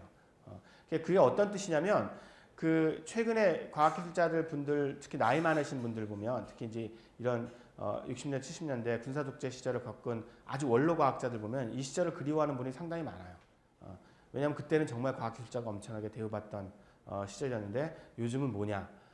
요즘은 대우도 하나도 못 받고 여기서 대우도 하나도 못 받다는 거는 그렇다고 우리가 과학기술을 특별히 천시하진 않잖아요. 여전히 그 대학교 입시에서도 이과에 훨씬 더 똑똑한 애들이 많이 간다고 투덜대는 그런 상황이니까 그리고 취직도 훨씬 이과가 더 잘 되는 편이고 근데도 그런 얘기를 하는 건 뭐예요? 특별 대우를 받지를 못한다는 거죠. 그러니까 이때는 특별 대우를 받았거든요. 과학기술자들은. 그러니까 이런 어떤 굉장히 그 사회가 직면한 굉장히 중요한 문제들을 해결하기 위해서 필요하다고 생각돼서 실제로 당시에는 다른 어떤 분야 사람들보다 훨씬 더 높은 대우를 받고 그다음에 그 어떤 정책적인 결정들에도 참여하는 그런 모습들을 보여요. 그에 비해서 이제 여기에 기여하는 바가 이렇게 그 선명하게 드러나지 않는 인문학이라든가 사회과학자들 이렇게 사실은 그 사회과학자들도 과학기술자들하고 마찬가지로 사실은 정책 입안 과정에서 굉장히 중요한 역할을 했기 때문에 주로 인문학자들 이런 사람들을 흔히 제야 지식인이라고 하는 사람들은 이런 모습들에 대해서 굉장히 문화적 괴리감을 느끼게 되죠. 그러니까 저들은 저렇게 굉장히 그 도구적으로 과학기술을 이용해서 막 선진적으로 치고 나가는데 근데 사실은 저런 모습들은 그렇게 바람직하지 않다 하는 생각들을 이제 하게 되는데 그래서 이제 그 과학기술자들은 이 과정에서 역으로 자신들이 조국 근대화에 이바지했다는 어떤 자부심을 느끼게 돼요. 실제로 여러분들이 상당히 나이 많으신 과학자들 보면은 물론 자신들이 특별 대우를 받긴 했지만 여기서 뭐 특별 대우라고 해서 무슨 아주 사회적으로 무슨 그 특권을 가지고 그런 게 아니라 좀 대우를 상당히 잘 받았다는 거죠. 실제로 굉장히 그 당시 어려운 상황에서도 여러 가지 자원들을 몰아줘가지고 연구소도 세워주고 연구도 할 수 있게 해주고 그다음에 처우도 상당히 좋았고 근데 그거에 대한 보답으로 실제로 정말 열심히 일을 했어요. 과학기술자들이 정말 열심히 해서 그 우리에게 필요한 여러 가지 그 과학기술적 혁신들도 이뤄내고 추격형 그러니까 그 선진국들을 갖다 빨리 추격해가지고 거기서 이룩해낸 성과들을 아까 얘기했듯이 단시간 내에 이룩해내는 그런 일들을 했죠. 그리고 그 과정에서 경제와 산업 발전이 이루어진 것이 사실이에요. 그래서 자연스럽게 과학기술자들은 이 과정에서 비교적 다른 사람들보다 높은 대우를 받으면서 그만큼 열심히 또 조국 근대화를 위해서 산업 성장을 위해서 이바지하는 자신의 형태, 그러니까 국가가 과학기술을 적극적으로 지원하고 그리고 그 과학기술자들은 국가에 대해서 그 보답으로 어떤 산업 발전이라든가 기술 발전들을 주는 이런 식의 관계들을 굉장히 자연스럽고 그다음에 굉장히 바람직한 것으로 생각하게 됐어요. 근데 사실은 여러분이 우리 수업 시간에 봤지만 이런 의 협동 과정은 전 세계에서 그렇게 유례가 많지 않아요. 거의 없었다고 보면 돼요.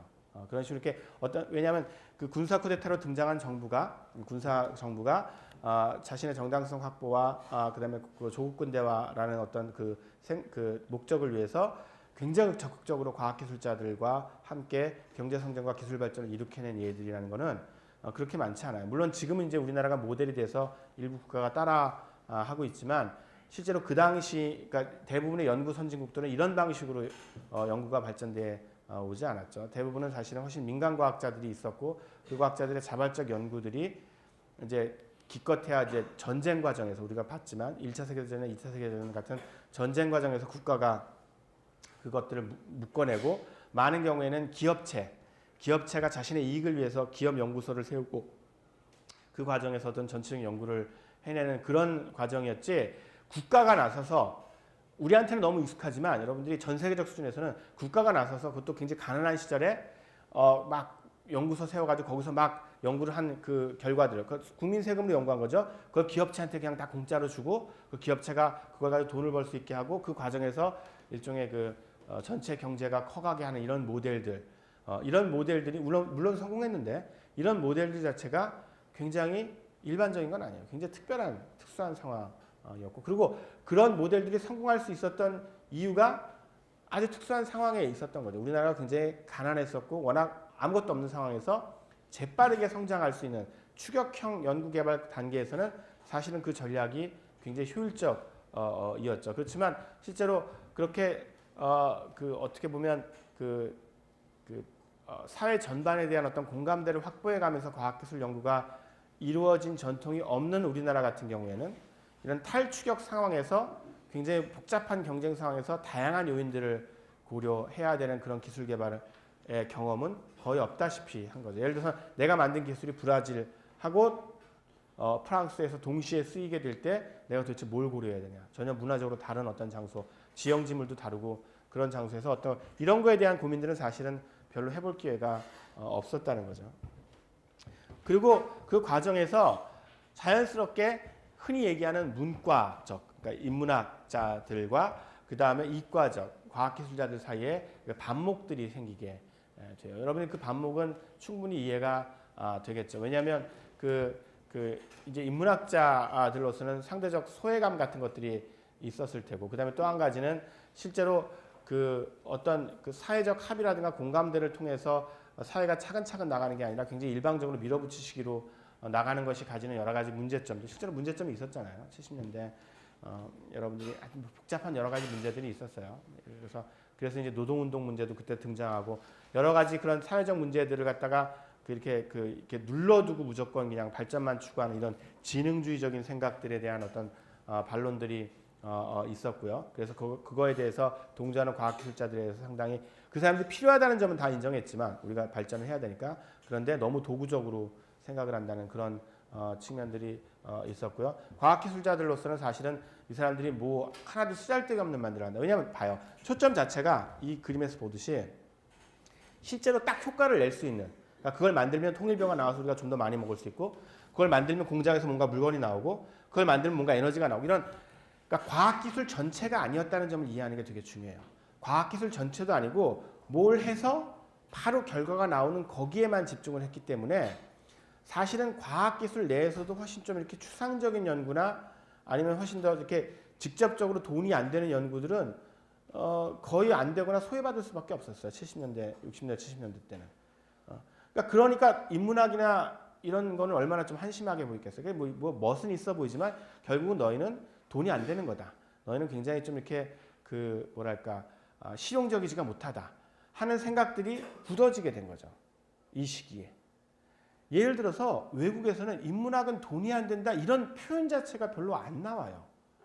여러분 영어로 그런 표현 한번 번역해가지고 친구한테 보여줘 보세요. 그러면 맞는 말이다 그러지만 너 이런 표현 어디서 본 적 있냐? 근데 우리는 되게 익숙하죠. 왜 익숙하겠어요? 이때 만들어진 거예요.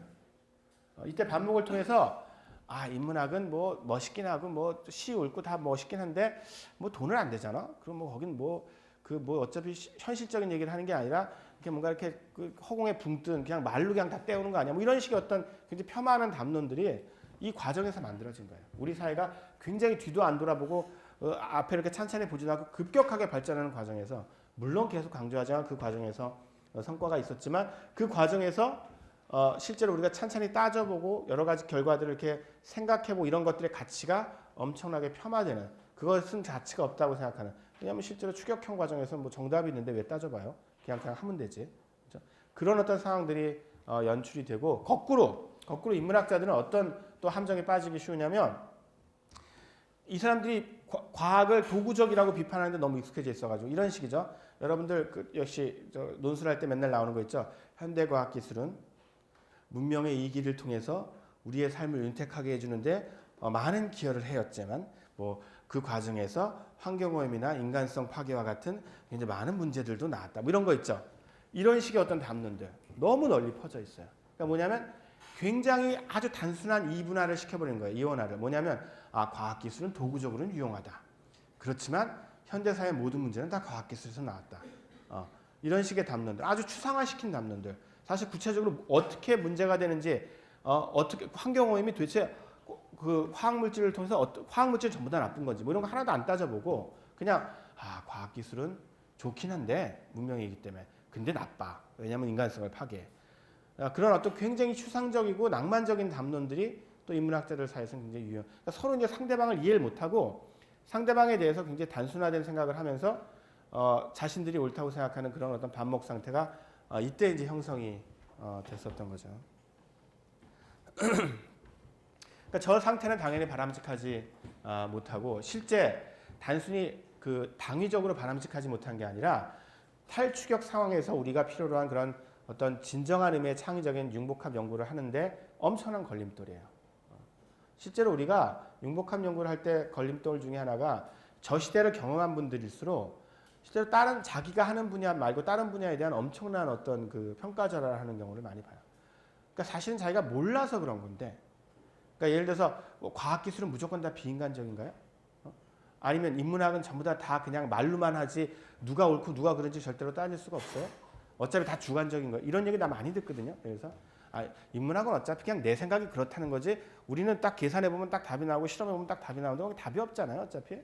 그러니까 그냥 당신은 그렇게 생각하고 당신은 그 의견만 얘기하다 끝나는 거 아닙니까? 뭐 이런 얘기하거나 아니면 과학기술자들은 너무 인간미가 없어가지고 세상을 그냥 모든 걸 다 분석하려고 만들고 그러니까 서로 상대방을 괴물로 만들어버려요. 그러나 융복합이 될 리가 있어요?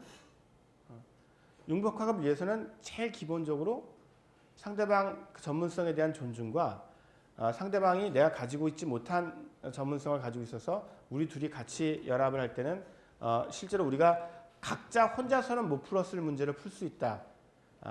그런 점들이 사실은 장점이 되는 거예요. 인지과학이라든가 여러 가지 그러니까 성공적으로 융복합이 이루어졌던 학문들에게 있어서 중요했던 것들은 실제로 각자 학문 분야에서 풀 수 없는 문제를 융복합을 해서 풀었기 때문에 그 학문이 융성을 했던 거지 그냥 단순히 우리 융복합 해보자라는 당위로부터 그런 학문들이 나왔던 것이 아니라는 거죠.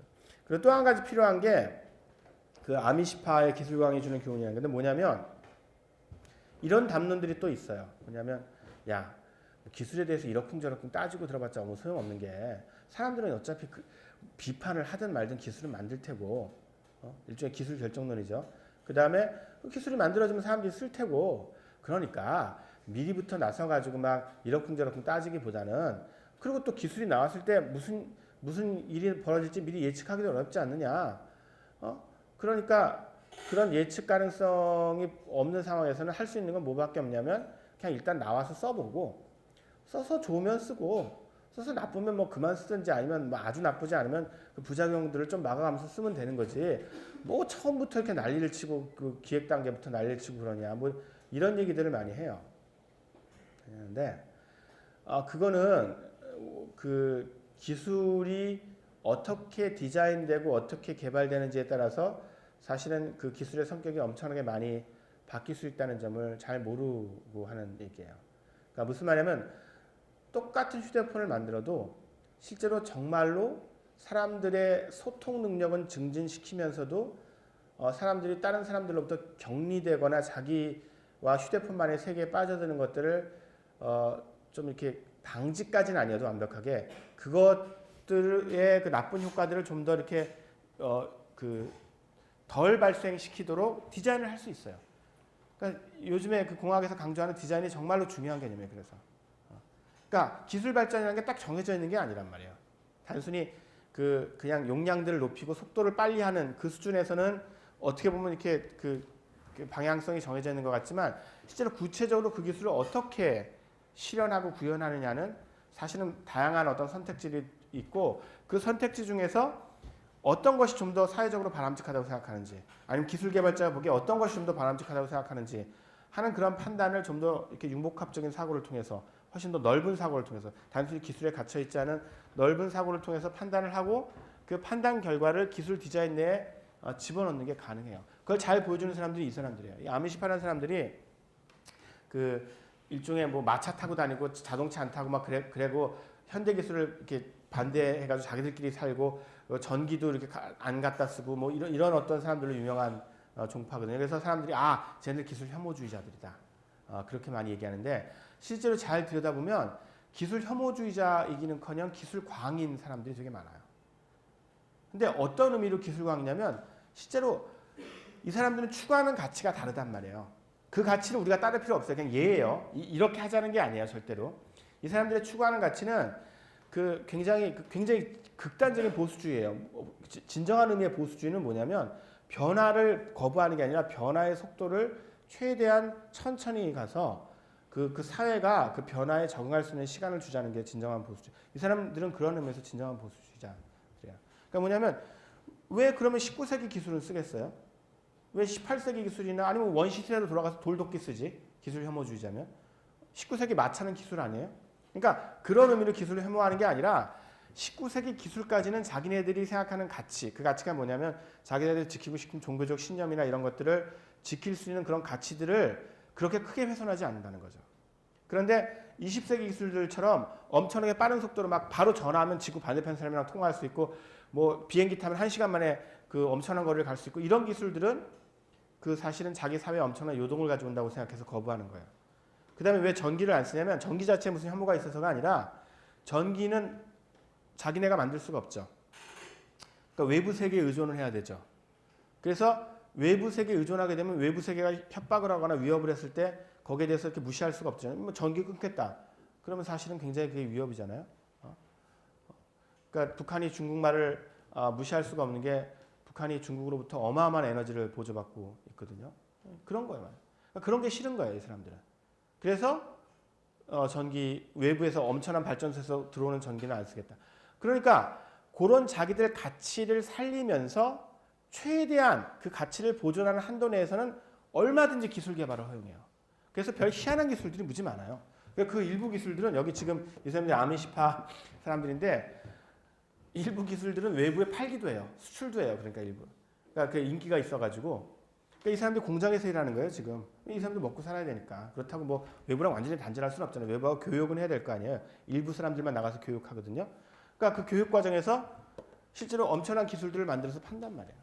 자, 내가 계속 강조하지만 우리가 아미시파처럼 살자는 게 아니에요. 내 말은 아미시파의 정신을 좀 생각해 보자고요. 우리가 기술을 선택할 수 있다고요, 원칙적으로. 물론 그게 현실적으로 굉장히 어려워요. 왜냐하면 경제적 요인도 있고 정치적 요인도 있고 우리 경쟁국가가 다 A 기술을 채택하는데 우리만 안 할 수 없고 맞아요. 그런 여러 가지 요인들이 있어요. 그런 것들은 다 고려해야 되는데 그런 전제하에서 당연히 우리가 마음대로 기술을 찍어가지고 아미시파처럼 저렇게 살 수는 없다는 건 인정하는데 그렇지만 마치 그냥 예를 들어서 여러분들이 공학 계산해가지고 이거 기술적으로 효율적입니다. 그럼 무조건 해야 된다는 건 아니라는 점을 인식할 필요가 있다는 거예요. 우리가 결정할 수 있다고요. 마치 과학기술 연구에서도 결정할 수 있었듯이 어떤 기술을 어떻게 활용해서 어떤 방식으로 개발해서 사회에서 어떻게 활용할지에 대해서 우리는 결정할 수가 있다고요.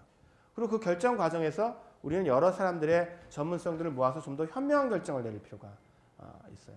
근데 마치 이제 기술이 주어지는 것으로 우리한테 그냥 떨어지는 것으로 생각해가지고 한편에서는 기술은 유용하긴 해. 근데 인간성을 파괴해. 이렇게 그냥 단순하게 생각하고 그것 자체를 이렇게 꼼꼼하게 들여다볼 생각을 안 하고. 그러니까 무슨 말이냐면 제대로 된 기술 철학이나 제대로 된 기술 사회학이나 제대로 된 기술 인류학이나 제대로 된 기술과 문학 연구를 할 생각은 안 하고 그냥 막연하게 기술은 인간성을 파괴하고 이렇게 하는 인문학자들도 문제고 마찬가지로 기술에 대해서 우리가 다 제일 잘 알아. 너희들이 뭘 안다고 기술 문제에 대해서 이러쿵저러쿵해. 우리가 알아서 할게.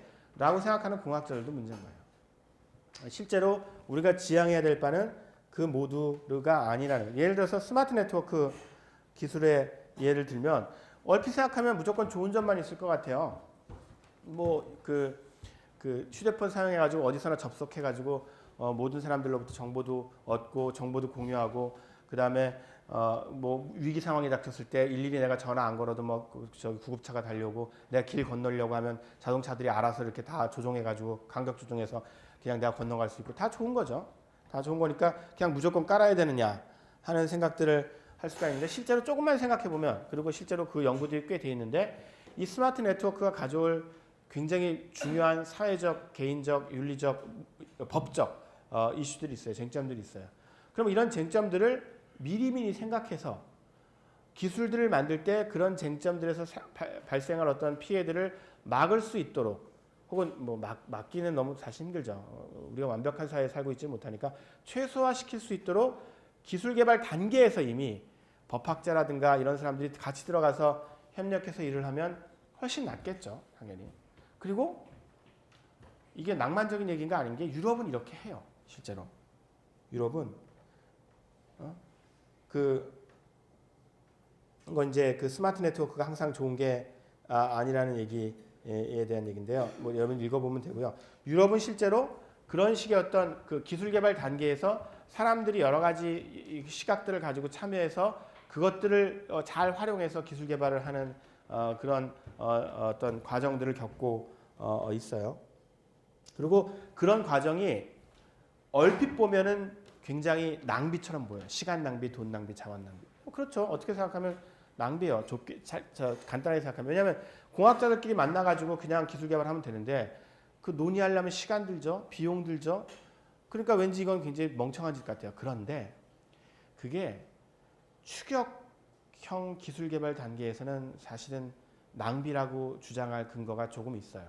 왜냐하면 이미 어차피 답은 어쨌든 적어도 1등이 하는 게 답이라고 정의를 하면 답이 보이는데 그걸 빨리 따라가기만 하면 되는데 그걸 구태여 또 사회적 논의를 하고 이러고 있어요. 사실 그럼에도 불구하고 교육적 효과나 학습 효과를 위해서 필요한데 얼핏 보면 하여튼 좀 왜 구태여 저기 답이 뻘이 있는데 우리가 이렇게 소모적인 어떤 걸 해야 되나 하는 생각이 들 수 있어요. 자, 그런데 탈추격 단계에서는 실제로 이게 생산적이에요. 생산적이란 건 이게 실제로 비용을 오히려 절감해줘요. 이런 사회적 논의를 하고 보다 확장된 논의를 하는 게 왜? 실패 비용을 줄여주거든요. 내가 아까 얘기했듯이 추격형이 아니고 탈추격형이 되면은 실패 비용이 무시할 수 없을 만큼 엄청 커져요. 그러니까 실패 비용을 줄이는 게 되게 중요한데, 그러니까 모든 가능성들을 다 그냥 해보고서 그냥 그 실패해가지고 돈을 엄청 들이는 것보다는 미리 이렇게 개발하면 이런 사회적 문제가 나타날 수 있어. 사람들이 이렇게 반응할 수 있어. 그렇다면 미리 그런 것들을 좀 감안하는 게 좋겠어. 라고 미리 논의를 하고 그 논의를 반영해서 기술 개발을 하면 그래도 실패해요. 물론 세상이 그래요. 근데 훨씬 덜 실패하겠죠. 당연히.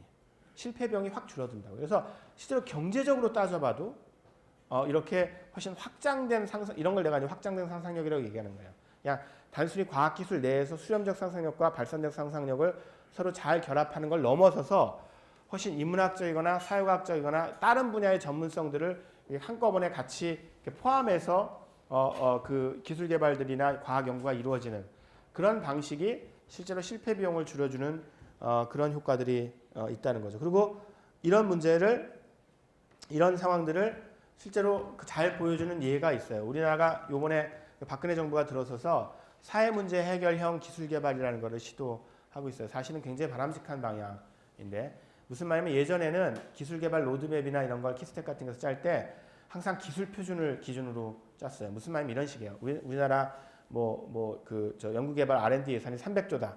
그러면 그 300조가 있으면 그 300조를 놓고서 300조는 안 된다. 100조쯤 되나? 한 100조쯤 될 거예요. 그럼 100조를 놓고서 생명과학 분야에 2조, 어디 분야에 3조, 나노 기술에 10조, 이런 식으로 이렇게 딱 배분을 하는 거예요. 그러니까 기술을 갖다 놓고 그 기술 표준표에 따라서 그냥 그 연구 개발비를 갖다 배분하는 식인데 그런 식이 아니라 기술에서 기술 개발이 출발하는 게 아니라 사회 문제에서 기술 개발이 출발을 하는 거예요. 그래서 예를 들어서 여기서 보듯이 게임 중독 문제. 게임 중독 문제가 시급하게 해결돼야 될 사회 문제다. 그러면 이 문제를 해결하기 위해서는 어떤 기술이 필요할까? 그래서 여러 분야 전문가들 모여가지고 회의를 하고 기술 개발을 의뢰하고 기술 개발을 해서 평가하고 그걸 시행해보고 이런 작업들을 해보겠다는 거죠. 그러니까 사실은 우리나라도 이런 일들을 하고 있어요. 그러니까 이게 필요하니까 그런 거예요, 정말로. 근데 굉장히 처음 단계라서 사실은 지금 잘 못하고 있죠. 어떻게 뭐랄까 이렇게 아주 효과적으로 못하고 있는데 효과적으로 못하고 있는 이유 중에 하나가 뭐냐면 여전히 어떤 기술이 사회적으로 해결돼야 되는지는 위에서 이렇게 결정돼서 내려와요. 그렇죠? 그러니까 정부가 정하는 거예요. 야, 이 기술, 이 문제가 중요한 문제, 이거 해결해. 아직까지도 사실 상명하다식 그런 게 필요할 때도 있어요. 그런데 실제로 이걸 아주 성공적으로 오랫동안 하고 있는 EU 같은 경우에는 그런 방식으로 하지 않고 리빙랩이라는 개념을 사용해서 시민 참여를 훨씬 더 활성화 시키고 있어요. 리빙랩이라는 게 뭐냐면 거기서 사람들이 사는 거예요. 리빙랩이요. 살아있는 실험실이 아니라요. 사람들이 살고 있는, 그러니까 살면서 실험을 하는 실험실이라는 뜻이에요. 그게 무슨 뜻이냐면 여러분 대개 과학기술 연구는 실험실에서 이루어지죠. 우리가 봤듯이. 그래서 실험실에서 통제된 상황에서 실험을 한 다음에 그 결과물을 가지고 바깥에 가지고 나가요. 바깥에 온갖 종류의 그 상호작용이 막 있는 온갖 종류의 인과가 막 넘쳐나는 곳에. 그러면 되게 잘 안 되죠. 그럼 안 되면 다시 들고 와가지고 뭐가 안 될까? 그래서 쉴딩이 안 됐다. 이렇게 다시 또 만들고 또 이런 식으로 반복해서 흔히 얘기하는 시제품 만들어봤다가 상용화 단계까지 왔다 갔다 실패를 거듭하면서 완전히 일을 하잖아요. 그런 패러다임에서 벗어나서 원래 연구 자체를 실제로 그 기술이 사용될 곳에서 하는 거예요. 그래서 마을 아니면 어떤 군, 어떤 지역 공동체를 딱 잡는 거예요. 그 다음에 거기서 어떤 문제를 해결해야 되는지도 연구자들이 들고 들어가지 않아요. 연구자들이 이제 팀을 이루어 들어가거든요. 각 분야의 전문가, 인류학자도 있고 언어학자도 있고 수많은 전문가들이 EU를 구성하는 국가의 어떤 지금 한 3, 40개 되는데 거기 마을들이 하나씩 들어가는 거예요. 이게 자원을 하게 돼 있어요. 그러면 거기 들어가가지고 팀이 야 우리가 이 문제 해결해 줄게 이렇게 하는 게 아니라 그 마을 사람들과 끊임없는 논의를 통해서 몇 개월 동안 굉장히 오랫동안 논의를 해가지고 이 마을에서 가장 시급하게 해결돼야 될 문제가 무엇인가를 선택하고 그 문제를 해결하기 위해서 필요한 전문가들을 더 불러서 실제로 그 문제를 해결해 보는 거예요. 그게 왜 물론 여기도 당연히 세상 일이 그렇지만 실패한 사례도 있는데 굉장히 성공한 사례들이 많아요. 그래가지고 지금 네트워크가 점점 커지고 있는데 그리고 다른 실패 사례에서도 배우고 성공 사례에서도 배워가지고 지금 굉장히 효율적으로 돌아가고 있는데 왜 이게 효율적이냐면 실제로 실험실 내에서 전문가들끼리 모여 앉아가지고 그 문제를 해결하고자 할 때 전혀 생각하지 못하는 부분들이 있어요. 물론 기술적인 부분들은 아니고 그걸 당연히 전문가들이 잘 알죠. 그리고 사회과학적이나 인문학적인 부분들도 아니에요. 그것도 잘 알죠. 그게 아니라 실제 그걸 사용하는 유저들이 그 사용자들이 이 기술에 대해서 어떤 반응을 보일까 그리고 어떤 것에 대해서 불만을 느낄까 이런 것들을 사실은 미리 예측하기가 되게 어려워요. 그래서 사회과학에서 잘 알려진 포커스 그룹 인터뷰라든가 아니면 유저들 모아놓고서 체험기 같은 거 없고 별로 다양한 방법 쓰잖아요. 근데 그것도 역시 자기 삶 전체에 대해서 조사를 하는 게 아니라 그냥 그 시간에 들어가서 체험기 쓰는 거 아니에요. 그러니까 한계가 있다고요. 그러니까 그런 문제의식 때문에 나오는 해결책이에요. 그러니까 실제로 어느 마을에 들어가서 그 마을의 문제들을 해결하는 특징이 뭔지 알아요? 우리나라는 이런 비슷한 일을 했을 때 되게 시범 마을이라는 형태로 해요. 그러니까 뭐냐면 대충 이제 어떤 그 아젠다가 있으면 그래서 생태 친화 마을 프로젝트 그래가지고 이제 연구자들끼리 이렇게 연구를 한 다음에 그걸 갖다 연구 결과를 들고 어떤 마을에 들어가요. 그 마을에 들어가서 당신 마을이 시범 마을로 선정됐습니다. 그래요, 좋으네요. 지원도 해주고 그러니까 그래가지고 그 기술을 깔아요. 그 다음에 이제 높으신 분들 와가지고 이렇게 좀 시찰하시고 그 다음에 이제 만약에 성공적이라면 그 방송국 와가지고 취재 가고 자 그리고서 가령 2년만 지나면 대부분 시범마을에서 그게 사라져 있어요. 그걸 뭘 뜻하냐면 실제로 거기서 지속 가능성이 없는 거예요. 그러니까 보여주기 위한 그 시범이었지 실제로 그 마을에서 진정으로 필요로 하고 사람들이 그 기술을 계속 온전시키고 싶어하는 모티베이션이 별로 없었던 거예요. 그러니까 시범 사업 끝나면 대개 다 흐지부지 없어져요. 근데 여기는 계속 간다고요. 왜? 아까 얘기했듯이 어마어마한 그 사회적 논의나 공동체 합의들을 통해서 그 사람들도 이 기술이 무조건 좋기만 한 게 아니라 이런 나쁜 점도 있다. 그러면 그럼에도 불구하고 그걸 해야 되냐 말이야. 이런 걸 다 사회적 논의를 거쳐서 기술들이 실현됐기 때문에 훨씬 더 지속 가능하다는 거죠. 그리고 당연히 저런 것으로 통해서 얻어진 데이터는 EU가 어떻게 사용하겠어요? 이거에 기반한 기술들을 만들어서 전 세계에 팔아먹을 때 굉장히 유용하게 쓰겠죠. 그러니까 굉장히 그 생산적인 어떤 사회 참여가 이루어지고 있는 거고 여러분들도 이런 방식의 사회 참여에 대해서 내가 얘기하는 그런 확장된 형태의 상상력 그리고 생산적인 방식으로 융복한 연구를 할 수 있는 그런 어떤 자질들을 키워나가길 바라요. 뭐 여기 지금 졸업 앞둔 친구들도 있고 앞으로 좀 더 많이 공부해야 될 친구들이 있는데 여러분이 이 수업 끝나고 나서 어떤 일을 하든지 이 수업 시간에서 여러분들이 생각하고 느꼈던 바들을 그냥 생각만 하지 말고 실천할 수 있는 그런 시간이 됐으면 그런 어떤 그 사람이 됐으면 좋겠어요. 한 학기 동안 수고했고요. 다음 주 시험 잘 보세요.